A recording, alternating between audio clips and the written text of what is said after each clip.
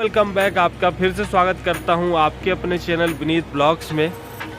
तो आज के इस वीडियो में हम बात करने वाले हैं, यदि आपकी क्वालिफ़िकेशन मैकेनिकल है और एज ए फ्रेशर्स किसी कंपनी में आप इंटरव्यू के लिए जा रहे हो, तो उस कंपनी में इंटरव्यू देने से पहले आपको क्या क्या प्रिपरेशन करना चाहिए, क्या क्या होमवर्क करके जाना चाहिए ताकि आपका इंटरव्यू वहाँ पे निकल सके, क्रैक हो सके, आपकी ज्वाइनिंग हो सके।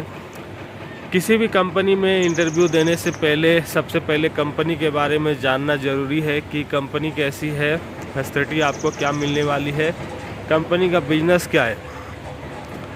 तो ज़्यादातर कंपनी में प्रोडक्शन डिपार्टमेंट में ही रिक्वायरमेंट होती है। यदि 100 रिक्वायरमेंट्स है तो 80-85 रिक्वायरमेंट प्रोडक्शन वालों के लिए रहेगा, 10-15 क्वालिटी वालों के लिए रहेगा, बची कुछ सीट स्टोर और अदर डिपार्टमेंट्स में होगा।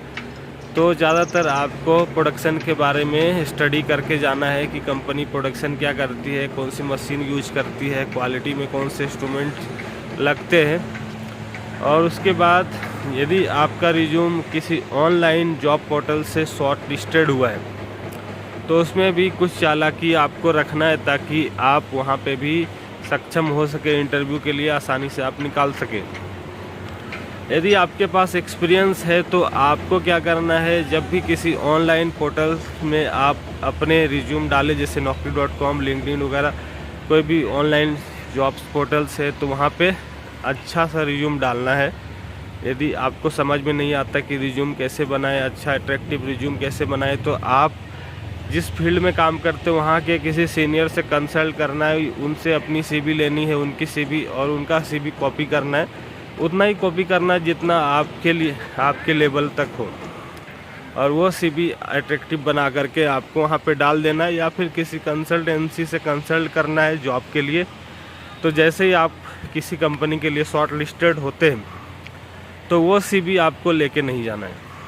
आप फिर से अपने लिए एक सीवी बनाओ जिसमें वही चीज़ें मेंशन करो जो आपको समझ में आता है और आप उसे आसानी से उसका जवाब दे सको।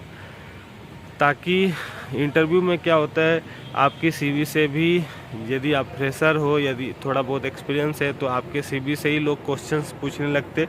आपने सीवी में बहुत कुछ डाल दिया, पोका एका क्या है, 5S क्या है, ये क्या है, वो क्या है, TPM क्या है। यदि आपको समझ में नहीं आता है तो आप वहाँ पे फंस जाओगे।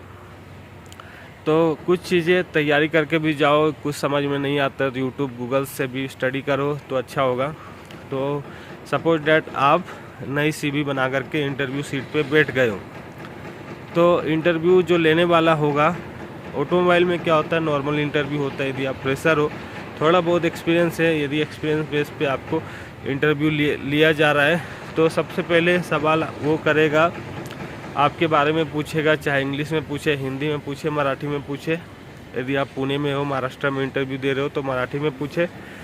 तो आपको अपने बारे में बताना है। यदि आप अपना इंट्रोडक्शन इंग्लिश में अच्छे से नहीं दे सकते हो तो आप हिंदी में अपने बारे में बता दो अच्छे से। आपकी क्वालिफ़िकेशन क्या है, आपका एक्सपीरियंस क्या है, घर में कितने फैमिली मेम्बर्स है, आपने कब पढ़ाई छोड़ी, कब आपने स्टार्ट किया, सारा एक डिटेल्स अच्छे से पहले से याद करके बना करके रखो, किसी जगह पे लिख के रखो और एक सलीके से उसे बता दो। उसके बाद यदि आपका एक्सपीरियंस है तो वो एक्सपीरियंस आपके रिज्यूम देख करके आपका एक्सपीरियंस के बारे में पूछेगा कि पिछली कंपनी कौन सी थी, वहाँ पे क्या काम करते थे, वहाँ का प्रोडक्शन क्या था, आपने कंपनी क्यों छोड़ दिया। सबसे ज़्यादा फोकस वो रखेगा कि आपने उस जगह पे काम क्यों छोड़ दिया।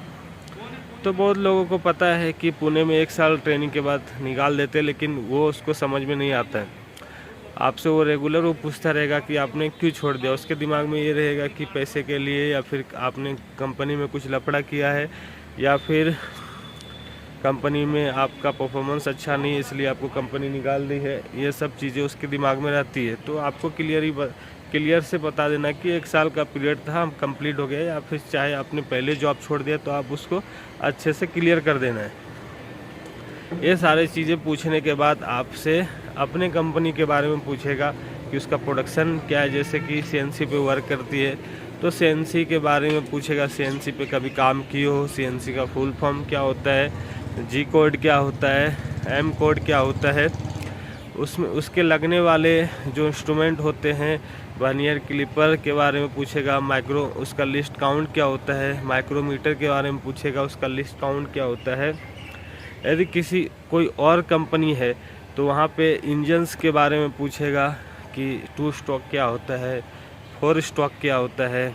और आपको हाइड्रोलिक के बारे में भी पढ़ाई करना है, न्यूमेटिक के बारे में भी पढ़ाई करना है। कहीं कहीं यदि आप फ्रेशर हो तो बहुत ज़्यादा एक क्वेश्चन पूछा जाता है कि आपने क्या पढ़ाई करके आए, डिप्लोमा में आपने क्या पढ़ाई किया है। या फिर आपसे पूछ सकता है कि कितने सब्जेक्ट्स थे डिप्लोमा में, उसके नाम बताओ। तो बहुत लोग फंस जाते हैं। 6 सेमेस्टर का कितने कितने सेमेस्टर थे, सबका नाम बताने में लोग कंफ्यूज हो जाते हैं, फिर लोगों को याद भी नहीं रहता। मुझे खुद अभी याद नहीं है 6 सेमेस्टर में कितना 30 सब्जेक्ट था, 30 का नाम नहीं बता सकते अभी। या फिर ये भी पूछ सकता है कि लास्ट सेमेस्टर में कितने सब्जेक्ट थे, उसका नाम बता दो।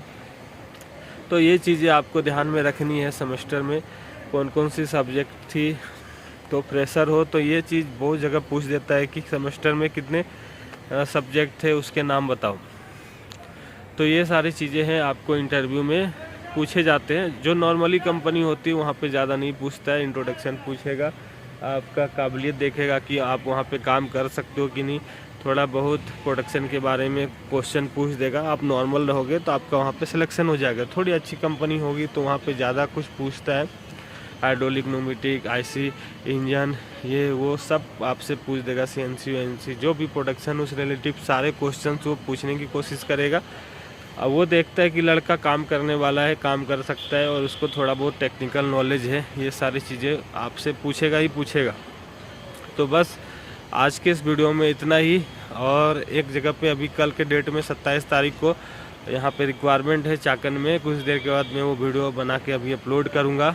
यदि आपको हमारा वीडियो पसंद आता है तो इस वीडियो को ढेर सारा प्यार दें और इस वीडियो को ज़रूर लाइक करें। यदि आप हमारे चैनल पे नए हो तो इस चैनल को ज़रूर सब्सक्राइब करें। चलो फिर मिलते हैं किसी और नए वीडियो में किसी और नए टॉपिक के साथ। तब तक के लिए हमें इजाज़त दें। अपने दोस्तों तक हमारे वीडियो को ज़रूर शेयर करें ताकि उन्हें मैं जॉब में हेल्प कर सकूं।